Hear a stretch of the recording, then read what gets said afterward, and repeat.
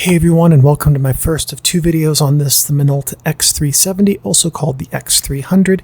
And just a quick note, if you learn better by reading or want to have something you can toss into your camera bag to take with you, I did also write a book about this camera that has a lot of overlap with this video, and they're very complementary to each other in terms of the material in here. Here's what the cover looks like. Here's a shot of the cover just by itself. And here are some of the graphics that are inside of the book so you can get a sense of how the information is presented in it. There's a link to that book in the video's description, or a link generally to my Amazon books if you're interested in that and want to check it out. So, without further ado, this is the Minolta X-370, or as we mentioned, also called the X-300, the Seagull DF-300 as well. And when Seagull was making these under license to Minolta, there were just a boatload of different variants, generally called the DF-300 or very something 300s. There's a link to a wiki article in the video's description, and that has a better list of the clones of this, the different badges, than I have written down in my notes. So this is an interchangeable lens 35mm SLR. All right, what does that mean? Interchangeable lens means just that the lens can be taken off of the camera and a new one can be mounted at any time when you're not taking a photo, and that will not affect the rest of the images on the film. 35mm means that it can take any 35mm film you want to put into it, and that it will work just fine. We'll talk in great detail about both the lens changes and the film in the second video. And single lens reflex means that there's a single lens on the front here.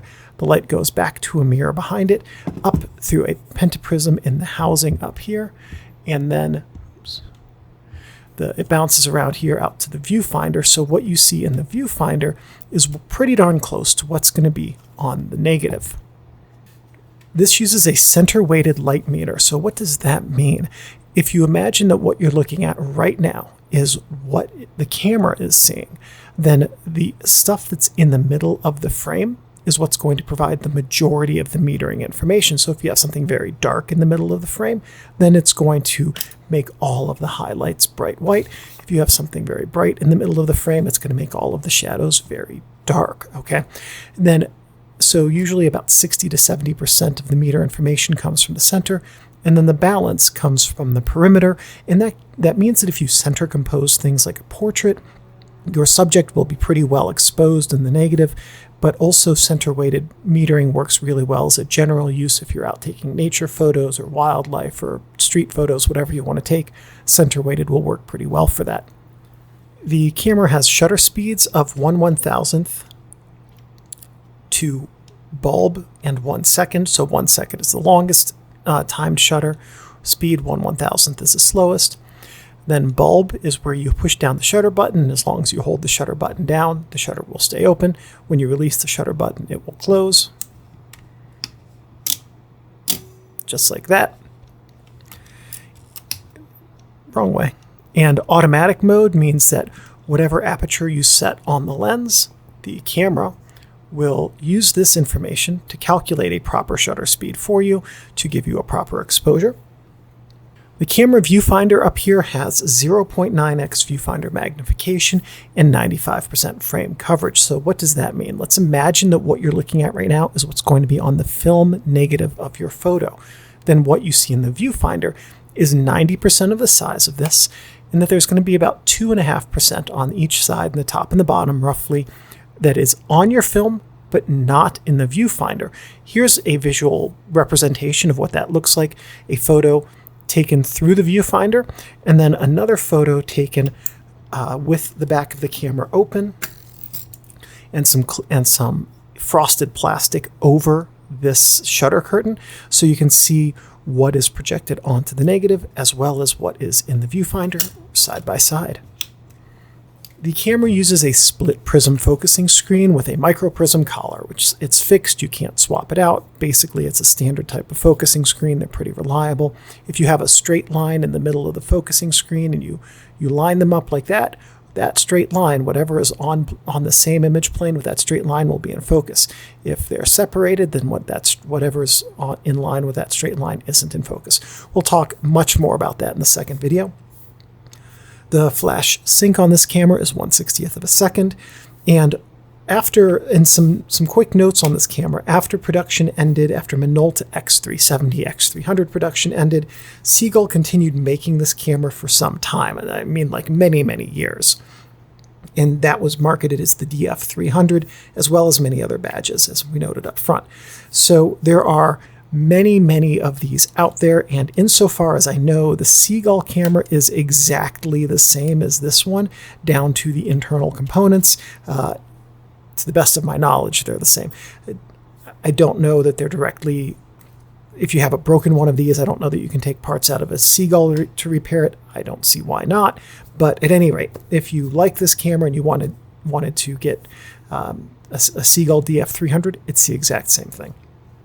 There are some known problems with this camera include shutter curtains coming off the advanced track and shutter capacitors failing. Okay, so the capacitor failure, real simple. We're not going to go into it in this video, but there are many, many videos online that talk about how to do it. Basically, you take the bottom off. There's a capacitor, I think, over on this side. Yeah, this is the only one where it fit. And then you just undo the solder for that. I do describe in my book, by the way, how in general the tools that you're going to need to perform the repair, but the book does not go into the details of the repair either. But basically, you just remove the capacitor, take an identical new capacitor, solder it in, and your camera will magically start working again. The other common known problem with this has to do with the shutter curtains, and they can hop off of the rails. So the way that these curtains work is you have this strip of fabric here, and then coming off of it, there are these two like longer, thinner strips of fabric on one side for one curtain, the other side for the other curtain. Or I think that's approximately how they work. And then those two curtains, those strips of fabric are connected to rollers that pull them back and forth when you advance the film. So if those little thin strips come off of the rollers inside of the camera, then they have to be remounted, and that requires a decent amount of camera disassembly to do that. And you can recognize that that's an issue because when you shutter, if you replace the capacitor and your shutter still does not fire, or if your shutter is not moving the whole way, if it's jammed halfway, your shutter curtain that is, that's a good indicator that your shutter curtains are off the rails. The capacitor failure generally manifests as the mirror behind the lens here getting stuck halfway up, and then or the camera not responding at all when batteries are in it. Those are the two typical indications for that having been an issue. The target market for the Minolta X-370 was the beginner or entry-level user. The big clue about that is the flash sync. By the when was this made? By the mid-'80s when this came out. Flash syncs on higher end cameras were generally 125, 160, even up to 1/250th, 200th to 250th on professional level cameras.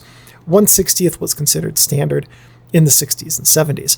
So entry level cameras of the time of this had slower flash syncs. They also generally had fewer features. Mid-tier cameras were filled with all kinds of fancy stuff that didn't do much for anybody. But this is really a very, very basic stripped down camera that gives you exactly what you need and none of the silly stuff. It's very hard to make a really good, genius, simple camera, but I think this camera does that very well. It was made by Minolta in Japan from 1984 till 1990. But then Minolta then moved, at some point in there, moved production to China. The machines to make this were moved to China, to the Seagull factory, and that's when Seagull took over production of these in China. So this one you can tell was made in Japan because if we look on the side of the prism right here, there's residue from an ovular sticker. And so the ones that were made in Japan, the way to tell is that they'll have either that gold QC sticker there or residue from it, which was applied to the made in Japan cameras. And I believe, oh yeah, here it is. Malaysia. Interesting.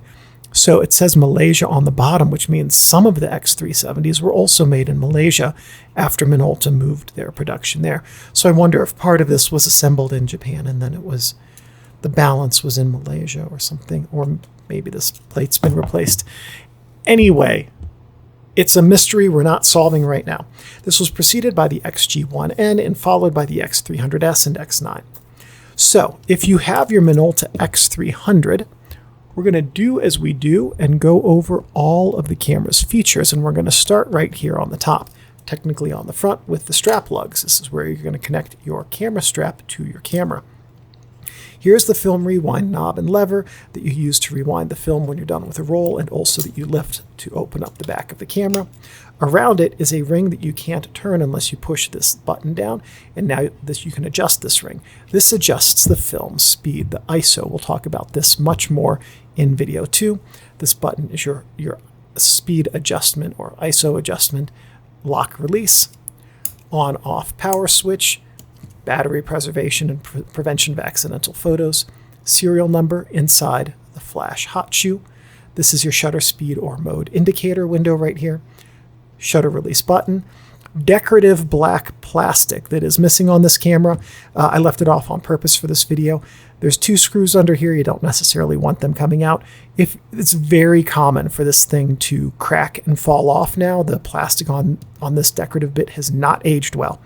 So if yours is missing this, just grab a piece of adhesive backed something or another. I'm going to use some adhesive backed camera covering and just cut it to shape and stick it in place, and you'll be good to go. You don't want to don't crazy glue, don't gorilla glue something in here, because if you ever do need to have your camera serviced, those screws won't be accessible and your camera will not be serviceable. This is a film loading and advancing window. This tells you if your film has been properly loaded and if it is advancing correctly through the camera. Frame count window. This is how far along you are on your roll of film. And film advance lever right here that you use to advance the film when you're done with a photo. On the front of the camera, we have a few things to look at. First one we're going to talk about is right here. And well, first we have our maker and our model, really easy. This is our first functional thing. This red light is your self-timer light, which you turn on the self-timer by simply lifting up on this switch right here. And if that red index is visible, your self-timer will count down 10 seconds before it takes a photo. You can see it flashes red. It'll flash faster when it's almost done. This switch right here is a combination switch, and we're going to talk in the second video about how to use the other function of it, which is auto exposure lock. To lock the exposure, you push and hold this button down, and that will, in automatic mode only, remember the exposure settings, so you can change your image composition and not have the meter be thrown off by the way that your image is structured. Again, second video content will go into detail with how that works and situations you should use it in. This is your meter coupling index right here, this little lever that rotates around the lens, the lens mount. It connects to this part of the lens right here, and as this part of the lens moves, when you adjust your aperture ring, let's see if I can actually do it, there we go. As that little catch moves when you adjust your aperture ring, it adjusts this lever right here, which tells the camera what aperture your lens is set at, which is why when you look through your lens and adjust the aperture when it's mounted on the camera, the aperture does not close. But if you take the lens off your camera and adjust the aperture ring, it does open and close. This is your lens mount here and your lens mount index. When we go to talk about mounting lenses in video 2, red dot, super simple. Over here on this side, we have your lens release button. We'll talk about this again in video 2 to push this to release lenses. And this right here is a cable release socket. Just a standard screw thread cable release will screw right in there. And then you can hold that thread and trigger your camera from right next to it or a little bit away if you have it on a tripod and you don't, for instance, want the action of your shutter button press to insert camera shake into your photo. That's a good thing for good use for the cable release. The camera's back has so much to talk about. We're going to start here with the biggest feature. This is your film index, film memo holder. Now there is an ISO DIN ASA conversion here. ISO and ASA are the same number. 12 ASA is 12 ISO, and DIN, well, 12 is also 12. But with DIN, if you're using 21 degree film, that's 100 ISO. And DIN is the German standard. ISO is the international standard, which is adopted from ASA. With this thing, So here's this conversion guide. Although ISO uses both of these numbers, so you don't really need the conversion guide anymore. At any rate, what ISO does, what this feature does is when you take your 35mm film out of the box, you simply tear the tab off that box, slide the tab down here, and then that will tell you what type and how many frames are on the film that's loaded in the camera. This is your viewfinder window right here. This is your ISO readout window and a little index to tell you what your film speed is. The camera's bottom has a number of things to go over. This is your electronic contact for a motor winder. This is your mechanical coupling for a motor winder. So these work together if you have a motor winder. If you don't, honestly, not a huge reason to go out of your way to try and get one, simply because they add a lot of weight. And I mean, do you really need something that's going to give you, I think it's like 1.5 to 2 frames a second of film advance? Probably not. So this is your battery cap, and then we'll see in the second video how to change batteries. Tripod socket, film rewind release button. We'll talk about this when we talk about the loading and unloading film and double exposures in the second video. To get inside of the camera, all we have to do is lift up on the film knob right here, and then the back will pop right open. Inside the camera, everything here is designed to help you get a good exposure with each roll of each frame on your film. This is your chamber, your film chamber. We'll put 35mm film in here in the second video. This is a film guide pin. This helps the film come out of the cassette smoothly so that it doesn't get jammed in the camera. These silver rails are your film guide rails. These solid ones, the film seats like this, and so these mesh with the film pressure plate that we'll see in a minute to keep the film flat, and then the dotted ones on the top and bottom keep the film from moving up and down, and that helps keep your film in proper alignment so that all of your images are centered on the film. Here's your film advance sprocket. This pulls the film through the camera when you take a photo, just like that. Film take up spool. Oh, and this, by the way, does not move backwards, but if we push the film rewind release button, it does move backwards. So that's an important thing to understand about that. Film take up spool. This is where your film will be taken up as it's taken out of the cassette, has the photo taken, and then moves through here. Oh, and I forgot to mention shutter curtains. This right here is a little guide that helps put a little bit of pressure on the back of the film so that the sprocket holes on the film nest with these teeth here so that it moves an entire frame each time you advance it. This is your film pressure plate that rests here to keep your film flat. And then this little spring dude right here lines up with your film cassette in this chamber so that it stays properly aligned so that film can be taken off and put back in as you rewind it without the film binding up inside the camera. So I do have some tips for you on how to use this camera. The first one is we're going to talk about auto mode. And in auto mode, you simply, well, not far enough, there we go. Set your shutter dial, which I forgot to point out, by the way. This is your shutter speed adjustment dial right here on the front of the camera. Completely missed that when we talked about it. Anyway, this is your auto mode. And in auto mode, basically you just set the aperture and on your lens, and your camera will pick the best shutter speed. And we'll talk about how in the second video, we'll talk about how the light meter tells you whether or not you have too much, too little, or just enough light for that to work properly. So we'll go into detail on that there. With this, because it's a center-weighted subject, you can compose your frame for good, reliable photos.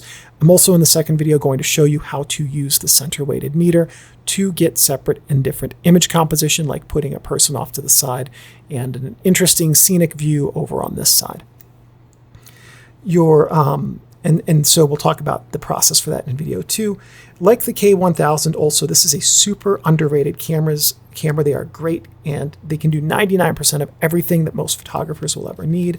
So if this is the camera you have chosen or been gifted, that's pretty nice. The only useful item that this camera really lacks that I think it should have had is a flash PC port, and that limits you to using your flash up here. We'll talk about this in video 2. You still have plenty of options on how to use a flash well with this camera, but just know that it is a little bit more limiting not to have a flash PC port than to have one.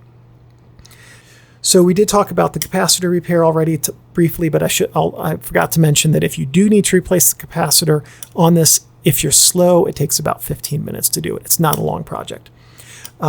This differs from the Minolta X-570 only that there are some interface differences. The X-570 has a few other options: a swappable film back, a flash PC port, and off-the-film flash metering. Those are the only things aside from a different interface that the 570 offers. And just one other thing about this camera, one other point about it, is the viewfinder inside of it is, by the standards of entry-level cameras of the 80s and 90s, absolutely amazing. This has a staggeringly good viewfinder, and of the comparable cameras of this era from Minolta, Canon, Nikon, Pentax, this is the best for sure. So yeah, just really enjoy the way that this works. I think it has the exact same viewfinder specs as the X-700 and X-570. So some things not to do with your camera. Don't store it with the shutter ready to fire. When you're done for the day, always trigger the shutter, because there are mechanical components in here like springs and such, and when you arm the shutter, it puts tension on them, and you don't want them to sit around being under tension because that can cause them to fatigue or break. Don't touch the actual shutter curtains in here, because that's a really good way to cause those tracks that we talked about to skip and jam up your shutter. Also, don't touch the mirror behind the lens here, because your finger oils can tarnish it, which can throw off your ability to focus and get proper meter readings from it. Don't let this get wet, because even like in the rain, because it's not weather sealed, and water getting in here can short out the electronics. Don't store it in a plastic bag or box unless you have a good and rechargeable desiccant pack, because the plastic's moisture permeable. And if you get moisture trapped inside with your plastic bag or box with your camera, you can get fungus in your lens, or also mildew in your camera coating. Both of those are really gross situations, and the lens fungus can impair your image quality. Lastly, just remember that your Minolta X-370 is a precision tool that should be handled with care and respect. And as long as you take care of your camera will take care of you. So that's everything in the first video. And in the second video, we're going to talk about all of the operational aspects, and I'll see you guys over there. Hey everyone, if that video was helpful, check out this other video that might be helpful too.